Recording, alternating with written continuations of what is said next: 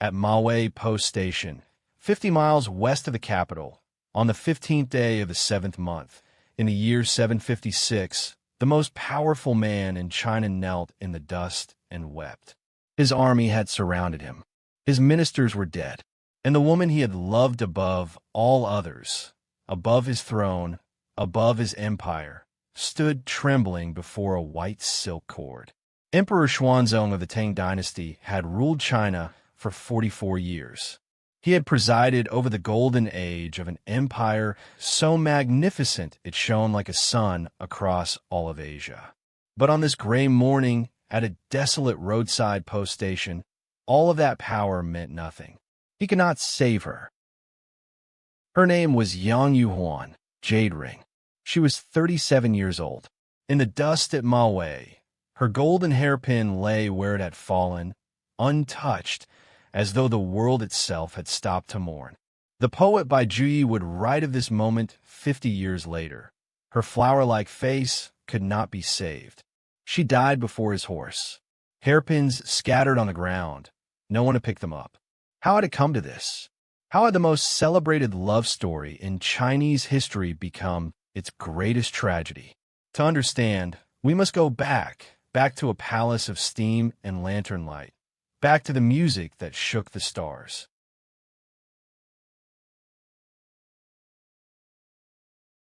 Yang Yuhuan was born around the year 719 in a prosperous family in Shaanxi.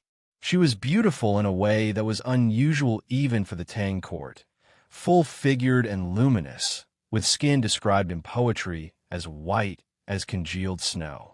The Tang Dynasty celebrated the rounded, the warm, the full of life. Yang Yuhuan was all of these. She was also brilliantly talented, a dancer, a musician, a woman whose very laughter was said to make the peonies in the garden bow their heads in shame. The poets would call her one of the 4 great beauties of China, she who made flowers blush with envy. Emperor Xuanzong, Li Longji, had ruled China since 712.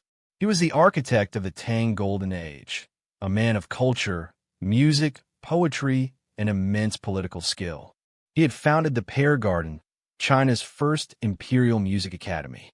He played the drum, composed melodies, presided over a court that drew poets, painters, and musicians from across the known world. But by his late 50s, something had gone out of him. His great empress had died. His favored consort had grown old. And then one winter, at his summer palace near Mount Li, he saw her. She was at that moment the wife of his own son. He saw her and could not look away. From that moment, nothing in the empire would ever be the same. By the year 745, she had been given the title Guifei, noble consort, the highest rank below empress. Yang Yuhuan Bachame Yang Guifei. The emperor, now past 60, was transformed. He showered her family with titles and wealth. Her cousin Yang Guozhong rose to become the empire's chief minister. Her sisters were received at court as royalty. The poets whispered that the springs and summers had lost their meaning.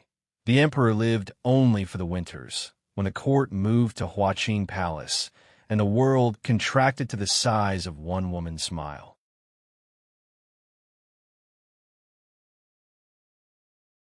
Every winter, when the cold descended on Chang'an, the imperial court made its pilgrimage 30 miles east to Huaqing Palace, nestled at the foot of Mount Li.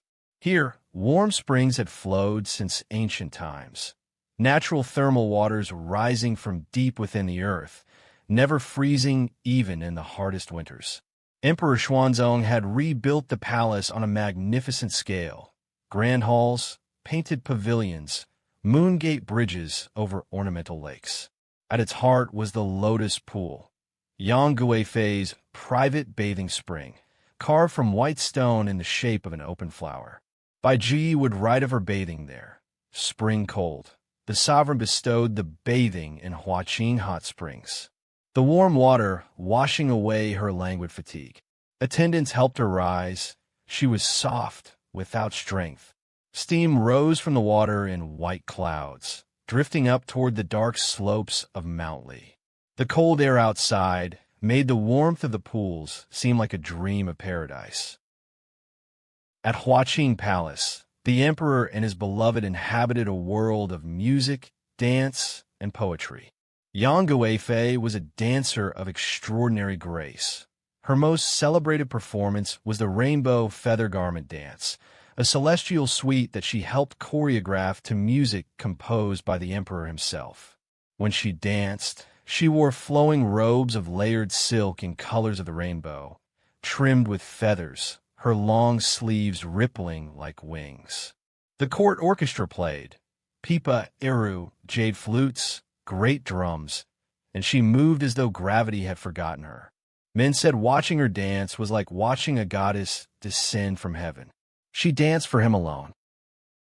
On a night in mid-autumn, the 7th night of the 7th month, the Chinese festival of lovers, the emperor and Yang Guifei stood alone in the longevity hall of Huaqing Palace. The stars were sharp overhead. The Milky Way arched across the sky. By tradition, this was the one night of the year when the weaving maid and the cowherd, two stars separated by the heavens, could cross the bridge of magpies to be reunited. Emperor Xuanzong took Yang Guifei's hand. They made a vow that Bai Juyi would preserve in his poem for all eternity.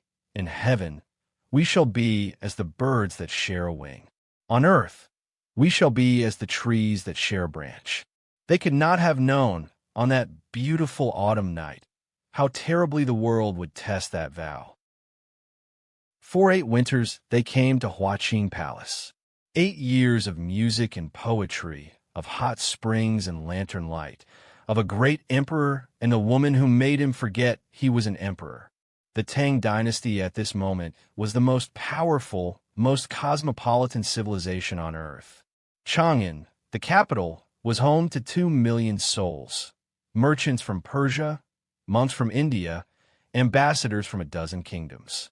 And at the center of all this brilliance, at the foot of a mountain in Shaanxi, a man and a woman were simply in love. But far to the northeast, in a garrison city near the border, a drum was beginning to beat.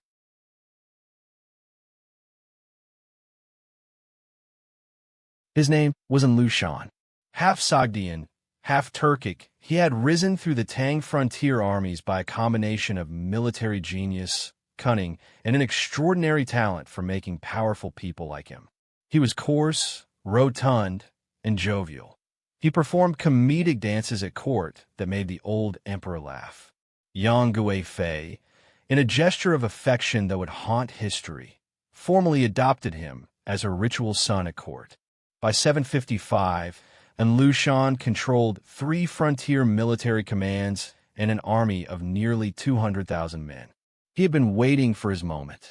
In the 12th month of that year, he raised his banner at Fanyang, declared the emperor's chief minister a traitor, and marched south. The long peace was over. By the summer of 756, the rebel forces had captured Luoyang, the eastern capital, and were advancing on Chang'an itself. Before dawn on the 13th of July, Emperor Xuanzong made the most agonizing decision of his reign. He would not fight. He would flee westward toward the mountain fortress of Sichuan. In the dead of night, a small column of carriages and horses slipped out of the great capital, leaving behind millions of citizens to face the rebel army alone. The emperor who had presided over China's golden age was running. In his carriage, wrapped in silence, rode Yang Guifei. They did not know that she would never see Chang'an again. 2 days into the flight, the imperial column halted at Mawei post station. The soldiers, hungry, exhausted, furious, turned on Yang Guozhong, Yang Guifei's cousin and the empire's chief minister. They killed him in the road. Then their general approached the emperor's carriage. The soldiers would not move forward, he said, as long as Yang Guifei lived. She was the root of the catastrophe. The emperor, 71 years old, the most powerful man in the world, stood in the dust of a provincial roadside and argued. He wept. He pleaded. His trusted eunuch Gao Lisher knelt before him and said, With infinite sorrow, your majesty. The army will not move. The realm must be placed above all else. As they led her away, what did she think of? Perhaps the first winter at Huaqing, the shock of stepping into warm water while snow fell on the mountain. Perhaps the night she danced the rainbow feather dance and saw the emperor's face in the firelight, completely undone. Perhaps the 7th night of the 7th month in the longevity hall, when they had whispered their vow to the stars, and she had believed, fully, completely believed, that some love could outlast the ordinary world. She had been given a life of extraordinary beauty. She had been loved by the most powerful man alive. She had danced in heaven. Perhaps she closed her eyes and she was back there, in the warm water, in the lamplight, in his arms, one last time. Young Guifei was taken to a small Buddhist shrine near a pear tree at the edge of the post station. She was 37 years old. She had been Guifei, noble consort, for 11 years. She had danced the rainbow feather dance in the most magnificent court the world had ever seen. She had bathed in warm springs at the foot of the mountain while the emperor watched the steam rise and wrote poetry in his head. She had made a vow under the autumn stars. Now a white silk cord was brought. The emperor, behind the screen of his carriage, covered his face with his hands. The pear blossoms fell. Bai Juyi wrote, her flower-like face beyond saving. She died before his horse.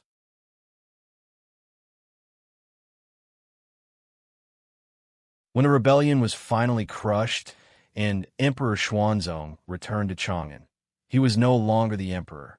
His son had claimed the throne. Xuanzong was given the title of retired emperor, a gilded cage in the palace where he had once ruled the world. He sent men back to Mawei to give her a proper burial. They returned with only her embroidered clothes. Her body, they said, could not be found. Some said she had become an immortal. He kept her jade hairpin and her embroidered sachet until the day he died. Every room in the palace reminded him of her. The music, the empty dance floor, the autumn moon over the garden. He lived 6 more years after her death. He could neither eat nor sleep. He could only remember. 50 years after her death, the poet Bai Juyi gave Emperor Xuanzong's grief an immortal form. In his great poem, the emperor sends a Taoist adept, a master of the spirit world, to search for her soul in the realms beyond death. The priest crosses oceans, ascends through the heavens, searches through 10,000 spirit mountains. At last, on the island of Penglai in the eastern sea, the mythical paradise where immortals dwell, he finds her. She has become a celestial being, her Tang robes transformed into garments of mist and starlight. She weeps when she hears why he has come.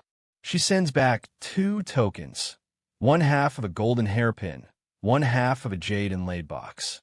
Tell him, she says, that these hearts and these pledges remain as constant as gold and stone. The spirit of Yang Guifei gives the Taoist priest a final message for the emperor, the secret vow they had spoken together in the longevity hall on the night of the autumn stars, when they were still young and the empire was still whole. Only he could know these words. Only this could prove that she had truly been found. In heaven, we shall be as the birds that share a wing. On earth, we shall be as the trees that share a branch. And then she adds the words that Bai Juyi preserved for all of Chinese civilization. Tell him, I regret only that when we said our farewells at Mawei, our tears fell at the same moment, and neither of us had the heart to say goodbye.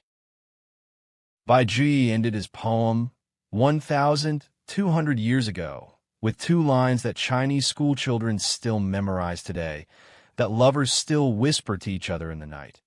Heaven and earth may last and last, but someday, even they must end. This regret stretches on and on, without end, without end. Yang Guifei and Emperor Xuanzong have been gone for 13 centuries. Huaqing Palace still stands at the foot of Mount Li. Every night, by the Nine-Dragon Lake, her story is performed under the open sky. 1,000 performers, the mountain as their backdrop, the stars as their witness. The warm springs still flow. The pear trees still bloom in spring. And the song of eternal regret is still being sung.